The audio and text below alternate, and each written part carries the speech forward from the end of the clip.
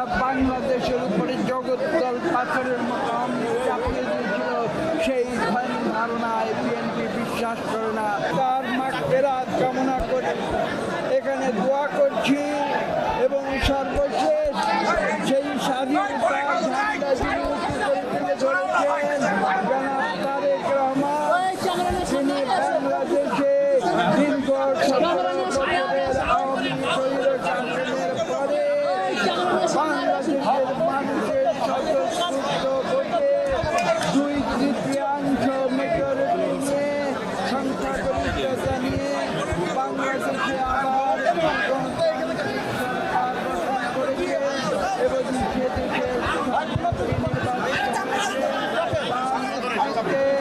আমরা এই দেশে যোগ দিয়েছি।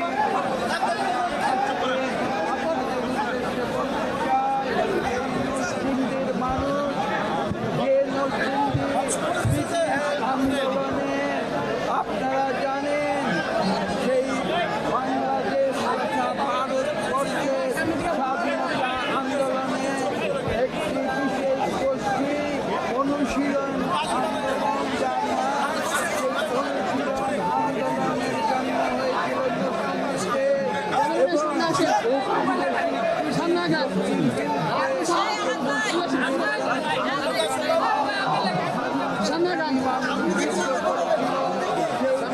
আজকে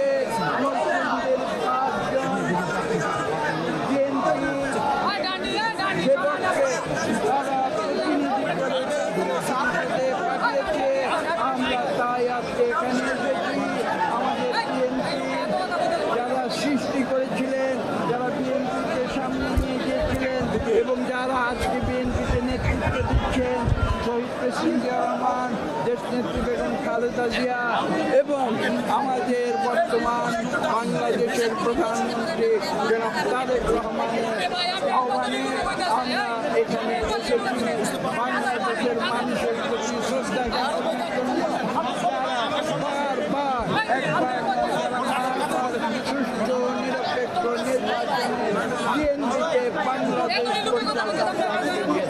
স্যার, একটা বিষয় জানতে চাচ্ছি, বিভিন্ন জেলায় আওয়ামী লীগের অফিস খোলা হচ্ছে এরকম সংবাদ পাচ্ছি, আর যারা জুলাই গণহত্যার সাথে জড়িত ছিল তারা দেশে ফিরছে। এই বিষয়ে আপনাদের দলীয় অবস্থানটা কি? আমাদের দলীয় অবস্থান অত্যন্ত স্পষ্ট।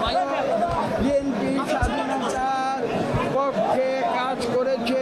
আমি একটু আগে বলেছি 1971-এর সেই কালো রাতে যেদিন পাক হানাদার বাহিনী হায়নার মতো এই দেশের নিরীহ মানুষের উপরে ঝাঁপিয়ে পড়েছিল, সেদিন প্রতিবাদের ঝান্ডা উঁচু করে দাঁড়িয়েছিলেন শহীদ প্রেসিডেন্ট জিয়া রহমান। এবং আমরা সেই আদর্শে বিশ্বাসী, বহুদলীয় গণতন্ত্রে বিশ্বাসী, পার্লামেন্টারি গণতন্ত্রে বিশ্বাসী এবং আমরা সেই বিশ্বাসী হয়ে আমরা সামনের দিকে এগিয়ে যাব। বিএনপি একদলীয় বাকশাল শাসন, যেটা বাংলাদেশের উপরে জগদ্দল পাথরের মতো চাপিয়ে দিয়েছিল, সেই ধারণায় বিএনপি বিশ্বাস করে না। বিএনপি জনগণের শক্তিতে বিশ্বাস করে। স্যার, আরেকটা বিষয় গুঞ্জন শোনা যাচ্ছে আপনি রাষ্ট্রপতি হচ্ছেন, দলের পক্ষে কোনো আলোচনা হয়েছে কিনা এইসব বিষয় নিয়ে? আর কারো অন্য কোনো প্রশ্ন দেশের ব্যাপারে থাকলে করতে পারি। আমরা আপনাদের উদ্দেশ্যে স্পষ্ট ভাষায় জানিয়ে দিতে চাই যে বিএনপি একটি রাজনৈতিক দল। আমরা সবাইকে নিয়ে আমরা রাজনীতি করি। আমরা প্রতিহিংসা রাজনীতিতে বিশ্বাস করি না। এটা আমাদের নেতা জনাব তারেক রহমান বারবার বলেছেন। তিনি আরো বলেছেন যে আমরা আইনের শাসনে বিশ্বাসী। বাংলাদেশে গণতন্ত্র আমরা বারবার ফিরিয়ে এনেছি।